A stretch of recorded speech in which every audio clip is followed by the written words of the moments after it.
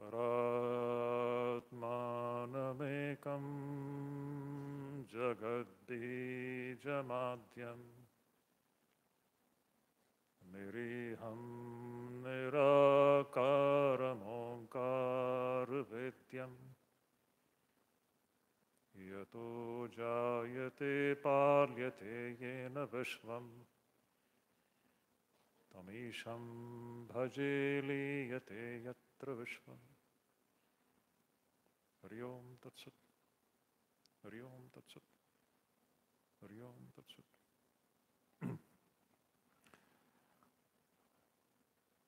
Param Pujya Swami Suddhidananda Maharaj, who has left this dais just now. My pranams to him. Pujyapad Swami Bodhisattvananda Maharaj and all other revered monks and sannyasinis. My pranams to all of you. Swami Mahapragyanananda Ji and Shivadishananda Ji also, and the other esteemed speakers who have spoken. And my namaskars to all of you, dear devotees.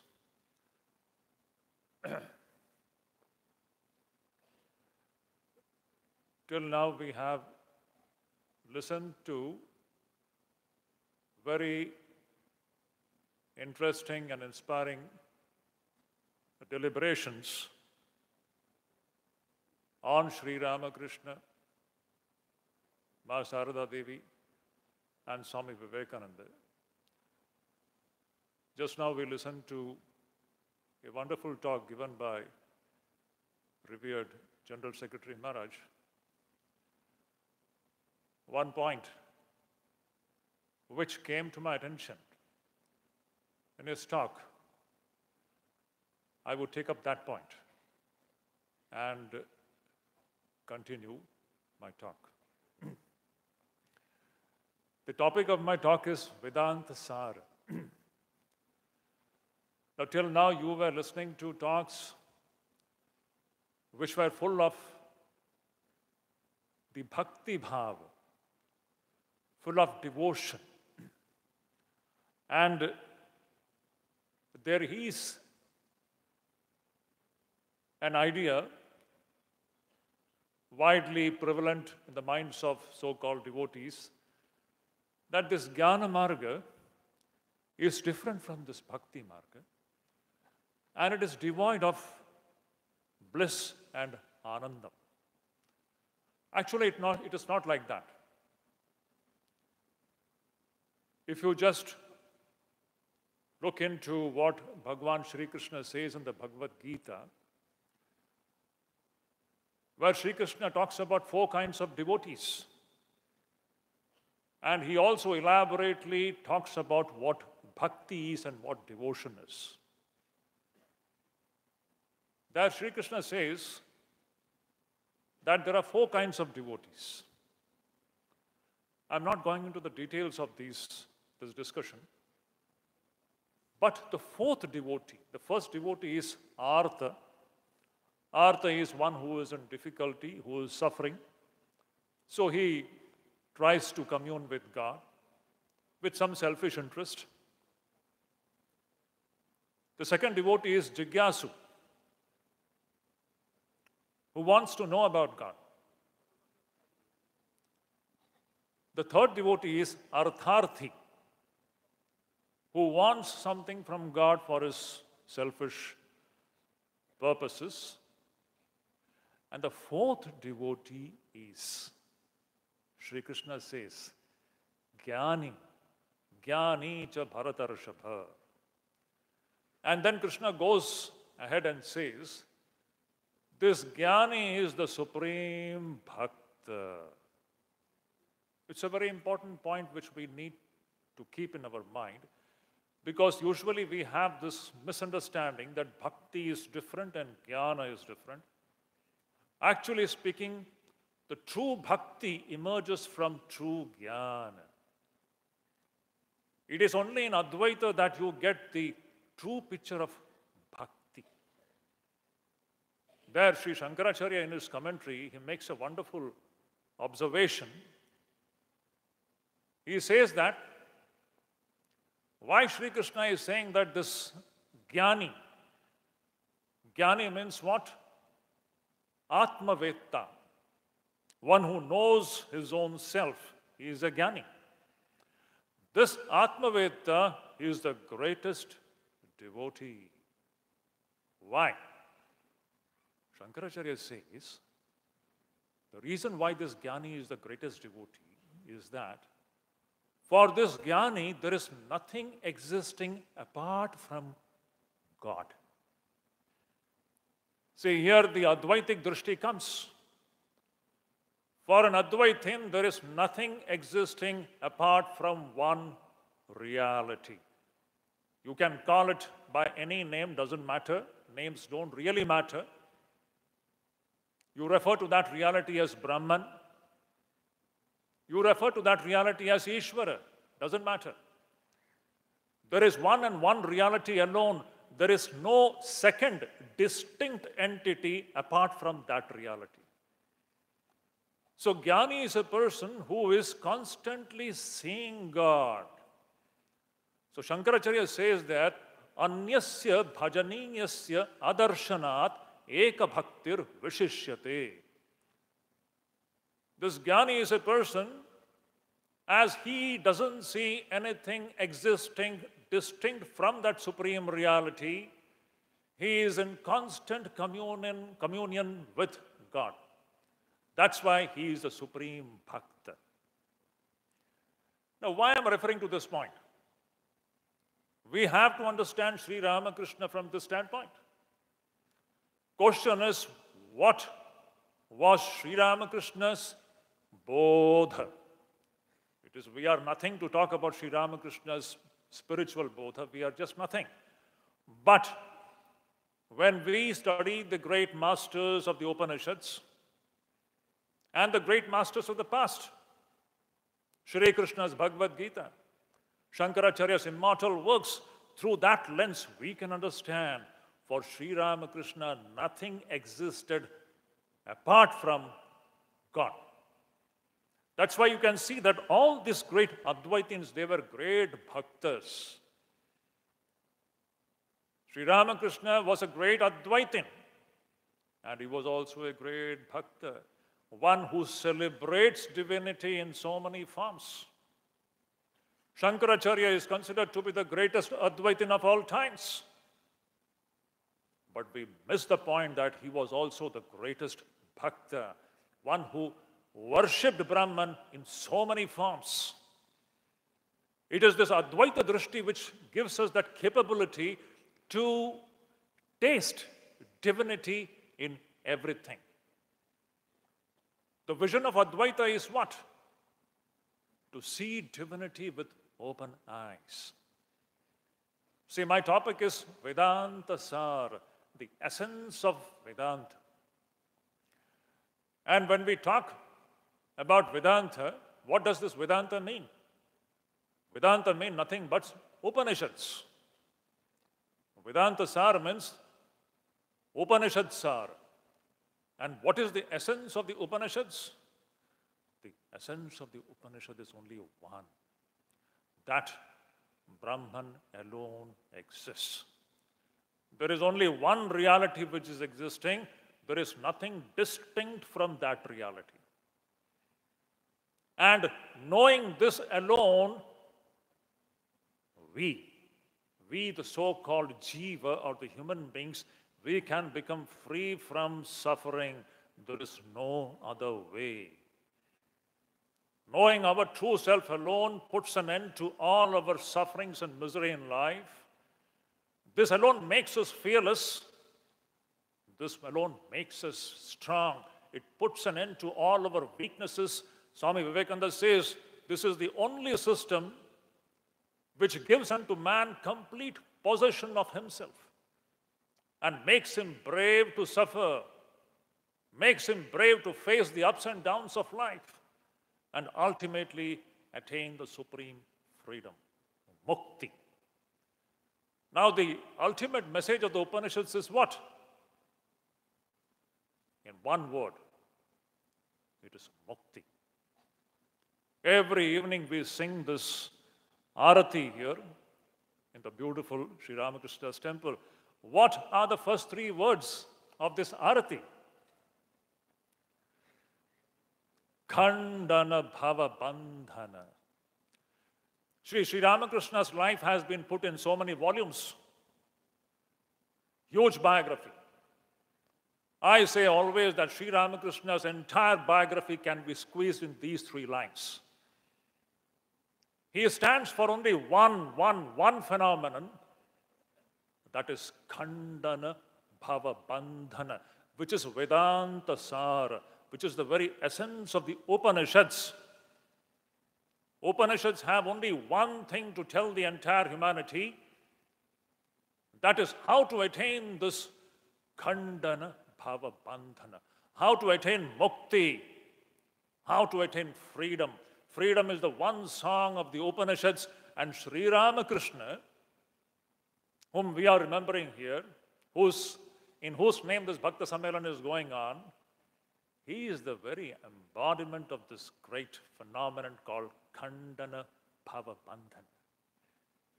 We should remember that Sri Ramakrishna is not here to make our sansara continue. This is an important point which all the devotees have to keep in mind. Sri Ramakrishna is not here to make our samsaric bandhana continue. He is there to put an end to our samsara bandhana. So the devotees of Sri Ramakrishna have to keep in mind what we are praying to Sri Ramakrishna. Praying to Sri Ramakrishna means praying to Ishvara, who is at the very root of this creation. And what do we pray to the Ishvara? Very beautifully.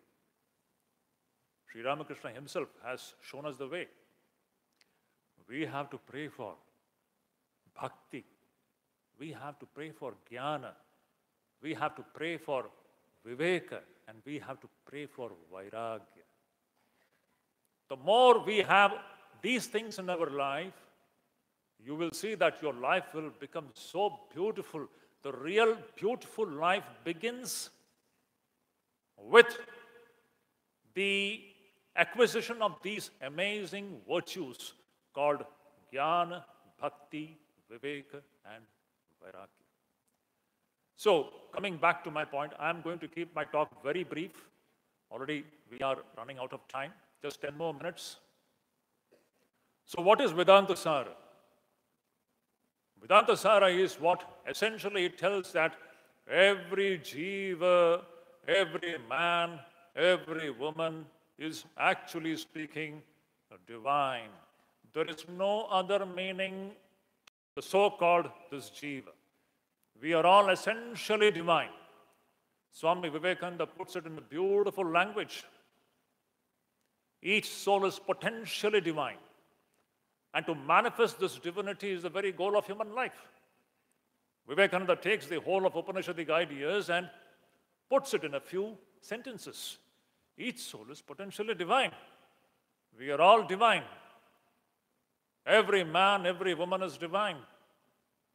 The goal is to manifest this divinity. And how are we going to manifest this divinity in every moment of our life is the very thing which the Upanishads and Bhagavad Gita and all the great masters have taught us. I will tell you one small story which comes in the Mundaka Upanishad. You might have heard this story, perhaps. Definitely. It's a well-known story where the Rishi says, it's a beautiful illustration, it's a beautiful analogy of two birds staying in one tree. There is one tree in which two birds are staying. The one bird is on the top, and the other bird is somewhere in the lower portion of the tree. And this lower bird is busy eating fruits.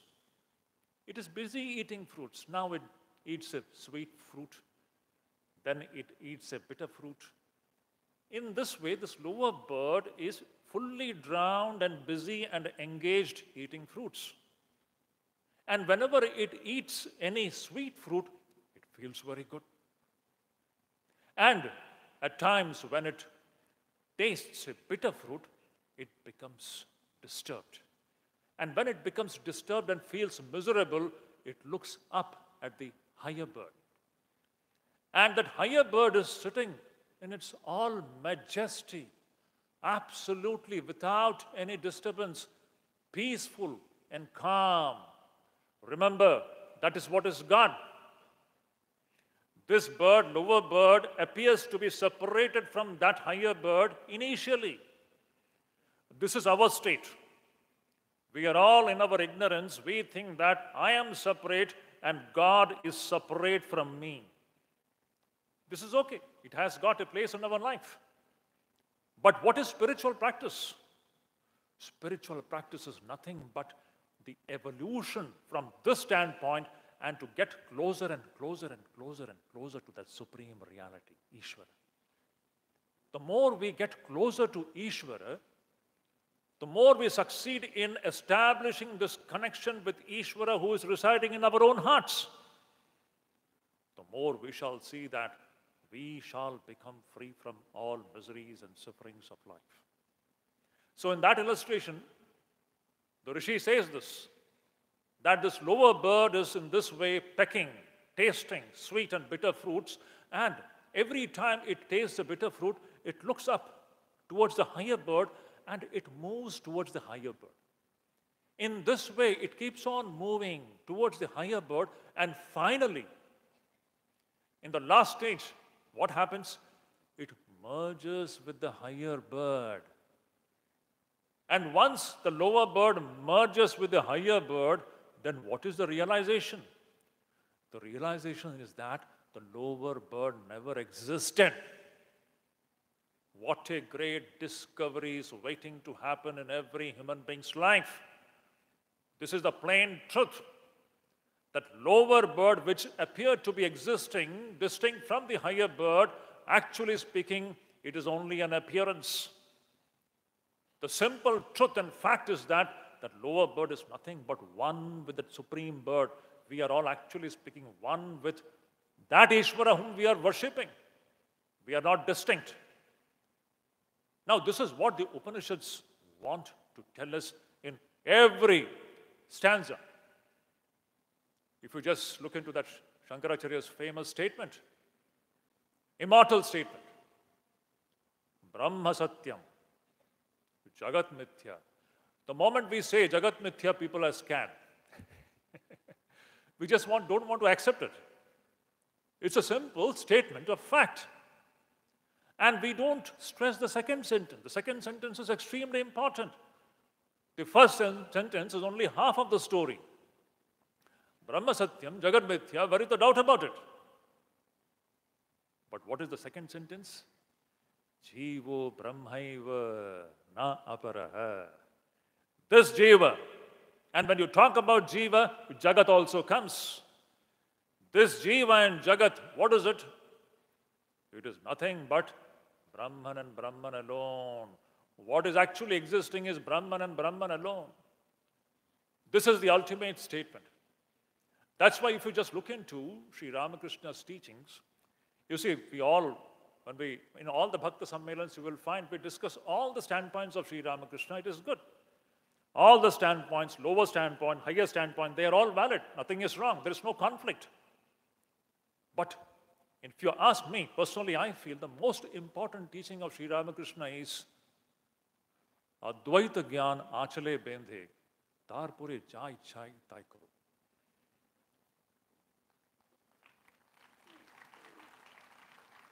And interestingly, this is the one thing which is least discussed.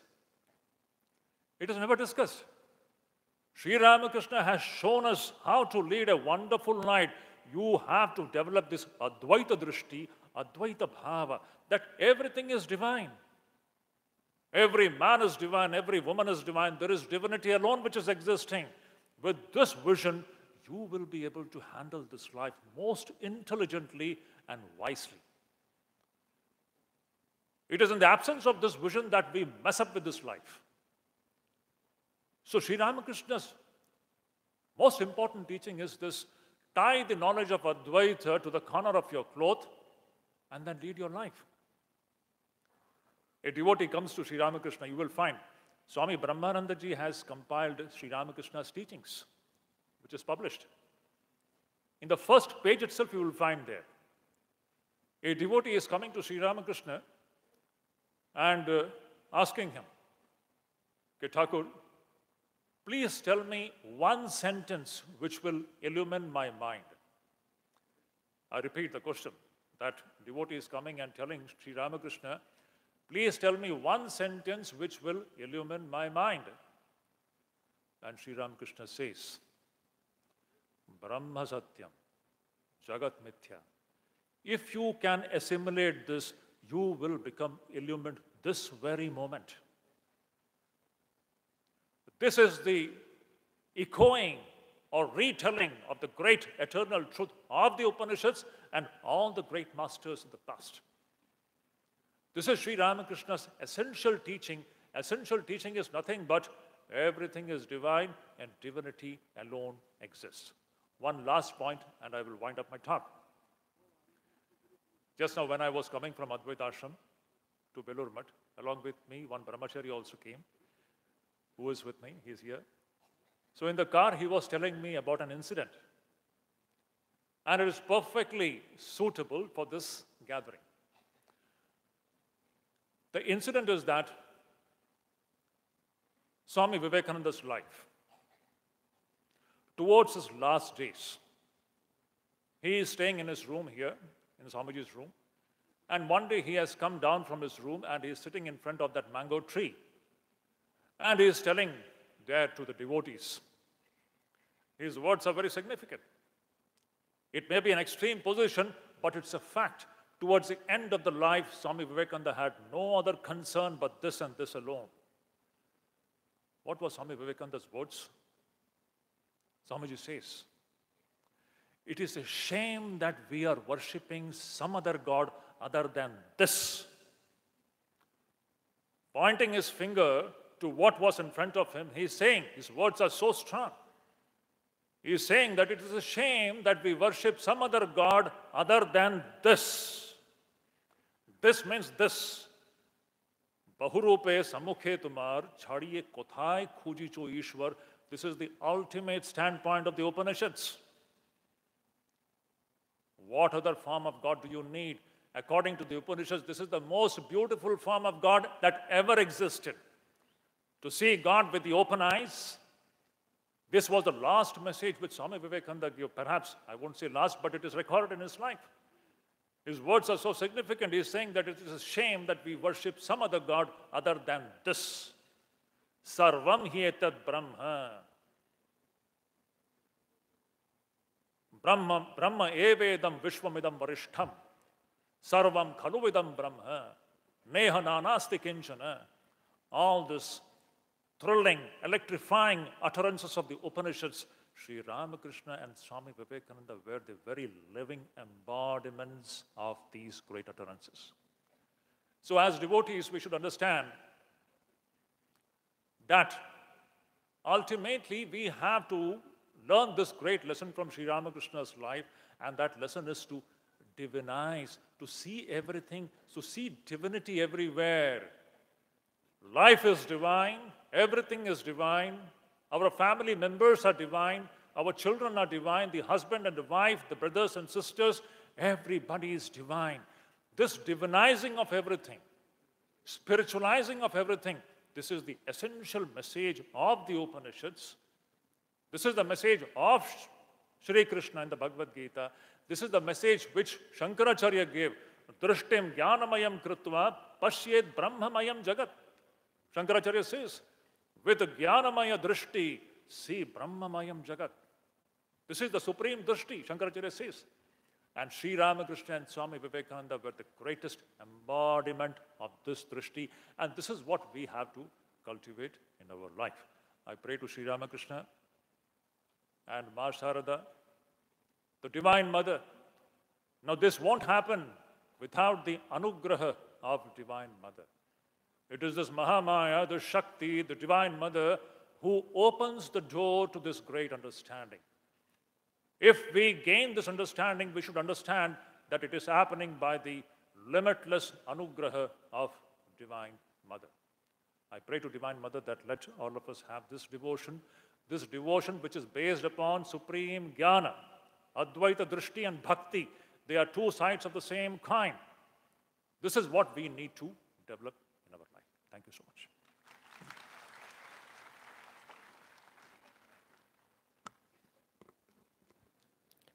এতক্ষণ পরম পূজ্য সুধীদানন্দজি মহারাজ বেদান্ত সার the essence of Vedanta বক্তৃতায় খুব সুন্দরভাবে আমাদের বুঝিয়ে দিলেন যে অদ্বৈত ভাবকে অনুসরণ করে কিভাবে আমরা আমাদের দৈনন্দিন জীবনে চলব, আর to see the divinity everywhere, সব কিছুর মধ্যে জড় নয় সেই চৈতন্যকে প্রত্যক্ষ করা, এটাই হচ্ছে বেদান্তের সর্বোচ্চ আদর্শ।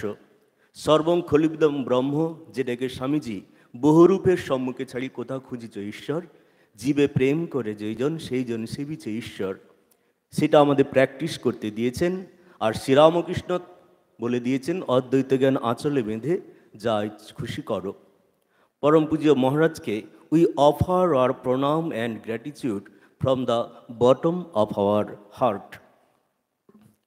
এখন সমবেতভাবে জপ পরিচালনা করবেন পূজনীয় স্বামী বোধসারানন্দজি মহারাজ, সহকারী সাধারণ সম্পাদক রামকৃষ্ণ মঠ ও